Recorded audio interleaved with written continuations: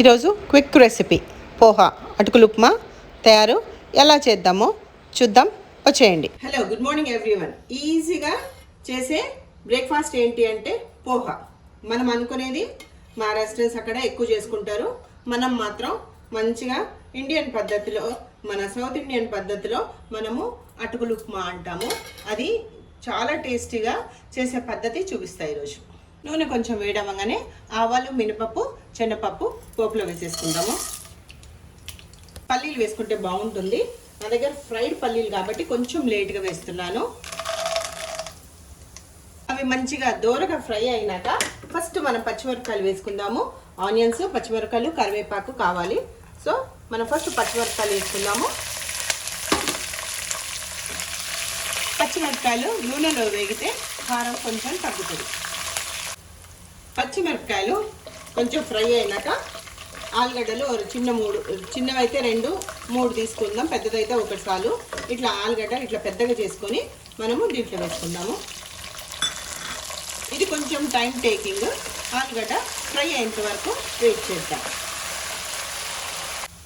ఇట్లా మనకి half fry అయిన తర్వాత ఆలు కొంచెం హాఫ్ ఫ్రై అయిన తర్వాత ఇప్పుడు మనము ఉల్లిపాయలు వేసుకుందాము. సన్నగా తరిగిన ఉల్లిపాయలు వేసుకుందాము. అలానే కరివేపాకు కూడా ఈ స్టేజ్లోనే వేసేసుకుందాం. వేసి ఒక్క మారు కలిపెట్టేసుకొని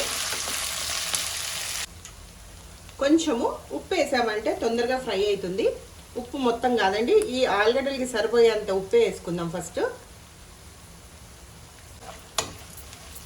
తొందరగా ఫ్రై అవుతుంది. ఒక 2 నిమిషాలు అయిన తర్వాత చెక్ చేసుకుందాం. మనము ఆలుగడ్డ ఫ్రై అయిపోయింది. ఇప్పుడు మనం దీంట్లోకి పసుపు వేసుకుందాం. మంచిగా ఒక 2 నిమిషాల పాటు పచ్చిదనం పోయేంత వరకు వేయించుకుందాం. పసుపు పచ్చివాసన పోయింది. ఇప్పుడు మనము చేసేది ముగ్గురికి చేస్తున్నాము. 1.5 అయితే ఒక్కరికి సరిపోతుందండి మెజర్మెంట్ కోసము. ఇది ఇద్దరికి అండ్ ఒక గుప్పెడు, అలానే సగం గుప్పెడు ముగ్గురికి. దీనికి అటుకులకి సరిపోయే ఉప్పు వేసుకుందాం. మంచిగా ఒకసారి కింద ఉండే మసాలా అంతా అటుకులోకి కలిసేటట్టు కలుపుకుందాం.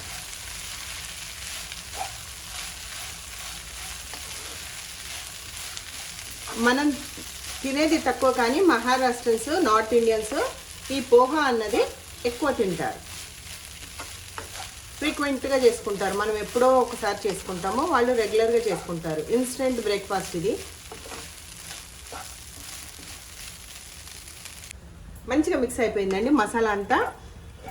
అటుకులు మిక్స్ అయిపోయింది. అటుకులు వేడైతే చాలు, అటుకులు ప్రత్యేకించి ఉడకాల్సిన అవసరం లేదు. అటుకులు ఇట్లా వేడైతే సరిపోతుంది. దించే ముందు ఇదివరకు అయితే పచ్చి కొత్తిమీర వేసుకొని దింపేటోళ్ళము. నేను మాత్రం కొత్తిమీర వేసినా కానీ 1 నిమిషం పాటు వేడి అయ్యేంత వరకు ఉంచుకుంటాను.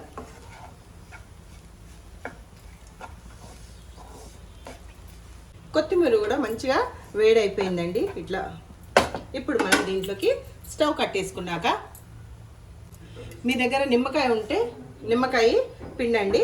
లేదు అంటే నేను ఇట్లా లెమన్ జ్యూస్ స్టోర్ చేసి పెట్టుకుంటాను కాబట్టి నేను దీనికి ఎంత పడుతుందో అంత వేస్తాను. స్టవ్ కట్టేసినాక వేయండి, స్టవ్ ఆన్లో ఉన్నప్పుడు కాకుండా. 2 స్పూన్లు వేసుకున్నాను. అంతేనండి, పోహా రెడీ.